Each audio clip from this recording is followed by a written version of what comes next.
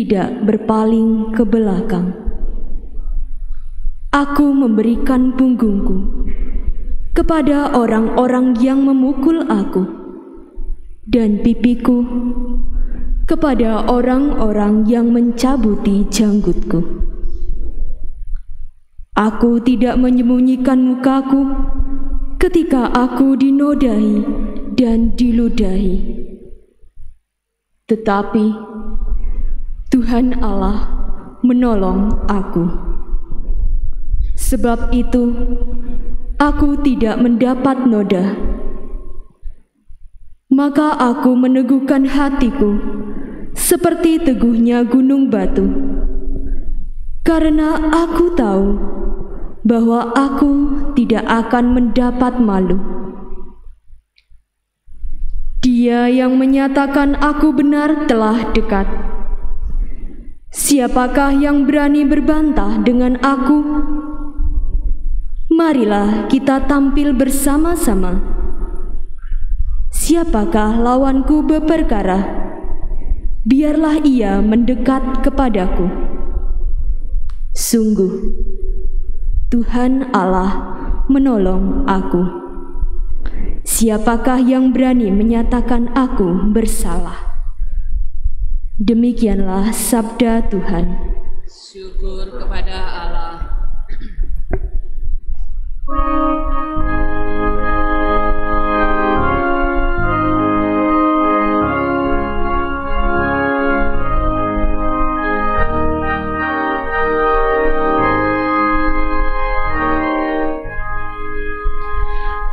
Aku boleh berjalan di hadapan Tuhan di negeri orang-orang hidup. Aku boleh berjalan di hadapan Tuhan di negeri orang-orang hidup. Aku mengasihi Tuhan, sebab Ia mendengarkan suara permohonanku, sebab Ia menyendengkan telinganya kepadaku. Maka seumur hidup aku akan berseru kepadanya. Aku boleh berjalan di hadapan Tuhan di negeri orang-orang hidup. Tali-tali maut telah melilit aku, dan kegantaran terhadap dunia orang mati menimpaku. Maka aku mengalami kesesakan dan kedukaan, tetapi aku menyerukan nama Tuhan. Ya Tuhan, luputkanlah kiranya aku. Aku boleh berjalan di hadapan Tuhan di negeri orang-orang hidup.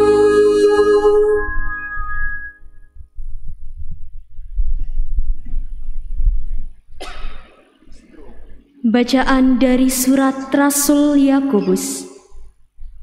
Saudara-saudaraku, apakah gunanya kalau seorang mengatakan bahwa ia beriman, tetapi tidak mempunyai perbuatan? Dapatkah iman itu menyelamatkan dia?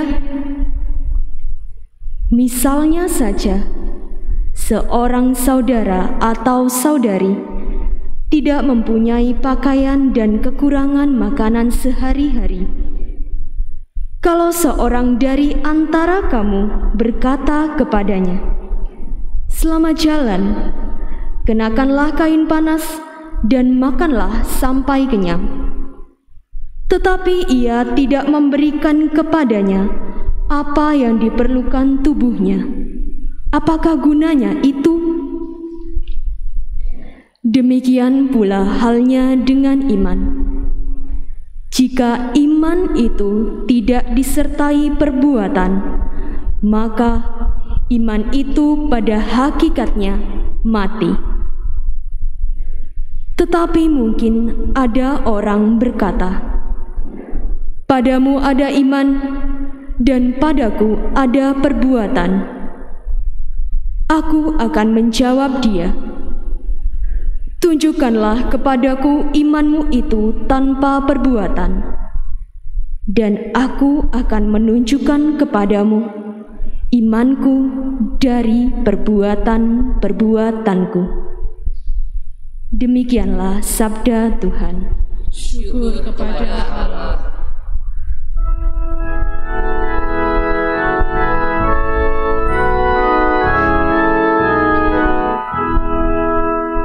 Haleluya, haleluya, haleluya.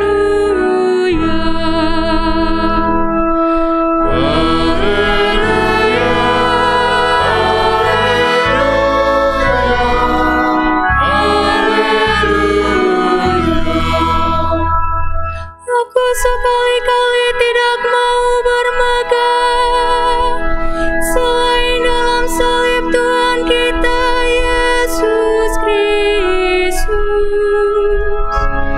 Sebab olehnya dunia telah disalibkan bagiku, dan aku bagi dunianya. Haleluya,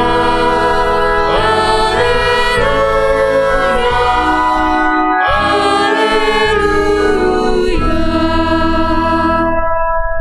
Tuhan bersamamu.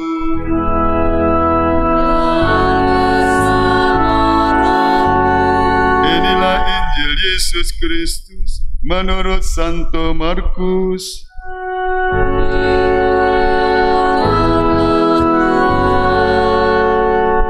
Pada suatu hari Yesus bersama murid-muridnya pergi ke kampung-kampung di sekitar Kaisaria Filipi.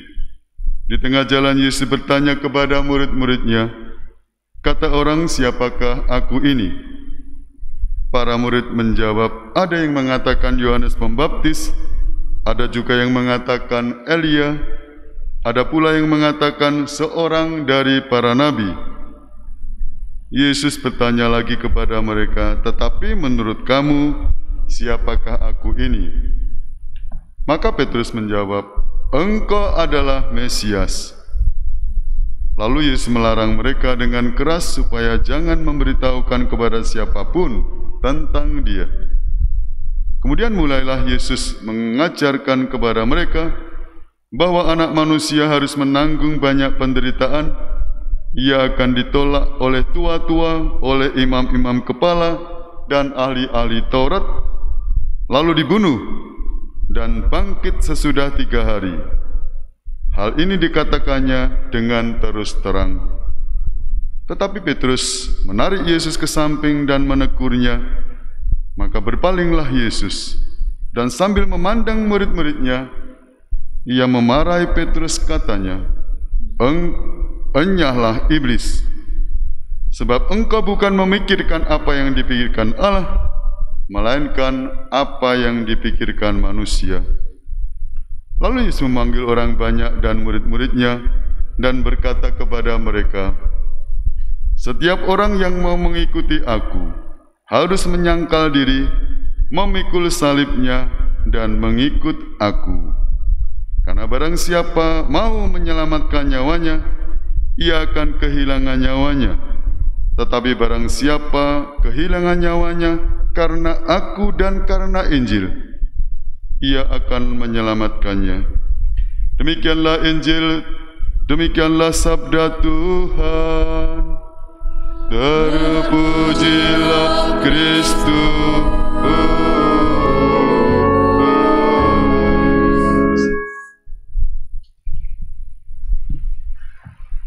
Bapak, Ibu, dan saudara-saudaraku seiman dalam Kristus, kita masuki bulan September. Minggu yang lalu, minggu pertama bulan September, kita diajak oleh Gereja Indonesia merayakan Hari Kitab Suci Nasional. Berikut dirasa tidak hanya satu hari, maka oleh KWI ditetapkan bulan Kitab Suci Nasional. Saya mengajak umat dan teman-teman saya, bulan September tiada hari tanpa membaca kitab suci. Tema BKSN khusus untuk Keuskupan Surabaya, ya di KWI ada lain ya, tapi Keuskupan Surabaya yaitu mengenal Yesus sebagai apa?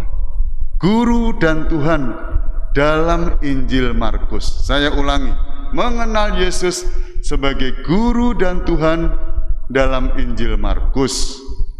Kita diajak membuka Injil Markus mengenai bagaimana pribadi Kristus yang sebenarnya itu seperti apa.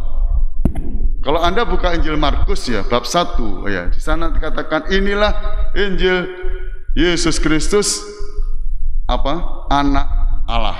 Nah, tapi dalam realitas dalam Injil Markus kita temukan beberapa kali Yesus melarang orang-orang untuk mengatakan siapakah Dia. Dia menyembuhkan orang sakit, Dia membuat mujizat, Dia meredakan angin, ya. Orang-orang sebetulnya Dia siapa? Dia manusia, tapi kok ini siapakah Dia? Siapakah Dia? Ada lagu anak-anak ya. Yang menundukkan badai, jeng jeng jeng, Dialah Tuhan Yesus. Lagu anak-anak, Dialah Tuhan Yesus. Siapakah Dia? Siapakah Dia yang mengabarkan cinta? Dialah Tuhan Yesus. Dialah Tuhan Yesus. Kita temukan dalam Injil Markus Yesus yang luar biasa, membuat mujizat. Tapi sebetulnya siapakah Dia? Ini. Yesus bertanya kepada murid-muridnya, menurut kamu siapakah aku ini? Kata orang ya, siapakah aku ini? Oh, ada yang mengatakan engkau Yohanes Pembaptis, Elia, atau seorang dari para nabi. Lalu Yesus mengatakan secara pribadi kepada murid-murid yang mengikuti Dia, siapakah aku ini? Petrus, wakil dari para murid, menyebut dengan tepat, engkau adalah Mesias. Mesias itu bahasa Ibrani ya, Aram. Bahasa Yunani Kristus, artinya yang terurapi ya. Yesus membenarkan itu. Tetapi apa makna Mesias itu? Ya, ketika Yesus menjelaskan anak manusia harus ya menanggung banyak penderitaan, ditolak tua-tua, imam-imam, ahli Taurat dan seterusnya, maka Petrus ya melerai Yesus. Setelah dipuji, Petrus langsung dikatakan, enyahlah iblis, karena bukan memikirkan yang dipikirkan Allah, tetapi yang dipikirkan manusia. Gambaran yang ditangkap oleh Petrus mengenai pribadi Kristus, pribadi Mesias, pribadi Yesus, belum selaras dengan apa yang diwatakan oleh Kristus dan dialami oleh Kristus sendiri. Maka singkat kata, Bapak, Ibu, dan saudara-saudaraku seiman dalam Kristus, semoga pribadi yang Kristus semakin kita dalami, kita kenal lewat membaca kitab suci. Minggu yang lalu Romo Warno sudah mengingatkan, mengutip kata-kata Hieronymus. Hieronymus itu yang menerjemahkan kitab suci dalam bahasa Latin, Vulgata, semua kitab suci itu. Santo Hieronymus, dia berpendapat orang yang tidak mengenal kitab suci berarti tidak mengenal Kristus. Betapa pentingnya kita membaca kitab suci. Maka semoga kita disemangati untuk ya tiada hari tanpa baca kitab suci. Lalu pewartaan hari ini, setiap orang yang mengikut aku ia harus menyangkal diri, memikul salib, dan mengikut aku. Spiritualitas sebagai seorang hamba yang kita dengarkan dalam bacaan pertama tadi dinubuatkan oleh Yesaya.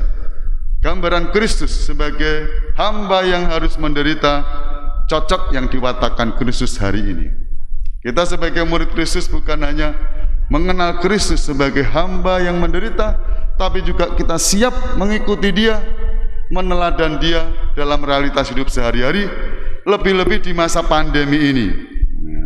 Santo Yakobus mengingatkan dalam bacaan kedua tadi ya, iman tanpa perbuatan adalah mati. Ya. Maka semoga kita tidak menjadi anggota NATO. Apa Romo NATO? Not action, talk only. Wah, not action, talk only. Hanya ngomong tapi tidak mempraktekkan.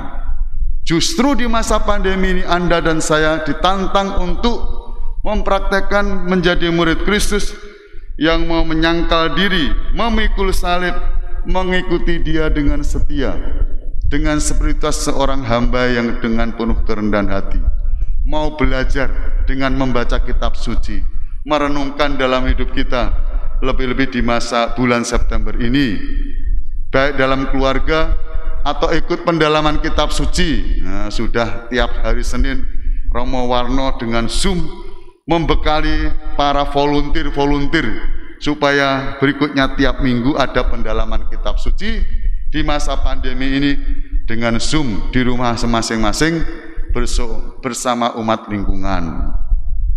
Romo Budi punya gaya sendiri, saya punya gaya sendiri. Tiap hari saya diinspirasi Romo Warno. Piye? Oh, baca Injil Markus semua. Bagaimana caranya? Saya punya tim 5 orang, ya, kadang-kadang 10 orang. Kalau goes itu 5 orang ya mengawal saya. Kunjungan di lingkungan-lingkungan yang siap dikunjungi Romo. Maksimal 10 keluarga, ya minimal 5 atau 7 tadi pagi 7 kakak. Karena saya misa jam 7, kita gerak jam 5:15 sudah keliling mengunjungi 7 orang yang lanjut usia ya membaca kitab suci. Ya. Di sana membaca kitab suci, doa pembukaan, baca kitab suci, doa spontan, saya berkati, foto bersama, ceklik. Nah. Orang-orang yang tua yang tidak bisa ke gereja, bahkan dilarang ke gereja, ya mereka dikunjungi cukup di depan pintu saja. Menyiapkan meja, dipasang lilin, lalu didampingi oleh ya tim saya itu bawa kitab suci yang besar, dibacakan di sana keras. Mulai tanggal 3 Markus bab 1, tanggal 4 Markus bab 2, itu dibagi perikop-perikop ya. Tadi pagi Markus bab 10 karena sudah masuk hari yang ke-10. Nah, itu dibagi 7 perikop, dibaca per keluarga. Lalu doa spontan, lalu saya berkati, selesai. Nah, dengan penuh kerendahan hati, mau membaca kitab suci secara pribadi. Ya, saya kira semua punya kitab suci, bacalah, tidak usah bingung urutan dari mana. Baca Injil Markus. Romo saya tidak bisa ikut Zoom itu apa? Wes toh baca kitab suci aja Injil Markus diurutkan selama 1 bulan. Dengan semangat mau merenungkan sabda Tuhan. Bersabdalah Tuhan, kami mendengarkan. Bersabdalah Tuhan, kami mendengarkan. Saya nyanyikan tadi pagi itu, terus doa pembukaan, baca Injil 1 perikop. Nah, lalu doa spontan saya berkati 7 keluarga. Semoga Anda di bulan kitab suci ini mencintai kitab suci dengan semangat sebagai seorang hamba yang hanya mau melaksanakan kehendak Bapa. Hidup kita ini untuk apa? Ya, hidup kita hanya untuk memuji, memuliakan Tuhan, mengabdi Tuhan. Justru di bulan kitab suci ini dengan penuh kerendahan hati, ya, membaca kitab suci pribadi maupun dalam keluarga dengan semangat seorang hamba. Injil kitab Yesaya tadi itu. Yesaya bab 50 sebagai seorang murid yang mau mendengarkan sabda Tuhan. ku tak membawa apapun juga saat ku datang ke dunia. Ku tinggal semua pada akhirnya saat ku kembali ke surga. Inilah yang ku punya, hati sebagai hamba yang mau taat dan setia padamu Bapa, kemanapun ku bawa. Hati yang menyembah dalam roh dan kebenaran sampai selamanya. Dalam roh dan kebenaran sampai selamanya. Dengan hati sebagai hamba, baca kitab suci, laksanakan firman Tuhan dalam hidup ini. Di masa pandemi semoga sabda Tuhan menggerakkan kita untuk berbuat sesuatu seturut kehendak Tuhan. Mau memikul salib tiap hari dengan gembira dan sukacita, Anda akan diselamatkan. Keluarga Anda diberkati, banyak orang akan juga diselamatkan karena mau melaksanakan kehendak Tuhan dengan penuh sukacita dan kegembiraan. Berkatalah menyertai kita semua. Amin. Mari kita bangkit berdiri mengungkapkan iman dalam syahadat. Aku percaya akan Allah, Bapa yang Maha Kuasa, pencipta langit dan bumi, dan akan Yesus Kristus putranya yang tunggal Tuhan kita, yang dikandung dari Roh Kudus, dilahirkan oleh perawan Maria, yang menderita sengsara dalam pemerintahan Pontius Pilatus, disalibkan bapa dan dimakamkan, yang turun ke tempat penantian, pada hari ketiga bangkit dari antara orang mati, yang naik ke surga, duduk di sebelah kanan Allah Bapa yang Maha Kuasa. Dari situ ia akan datang mengadili orang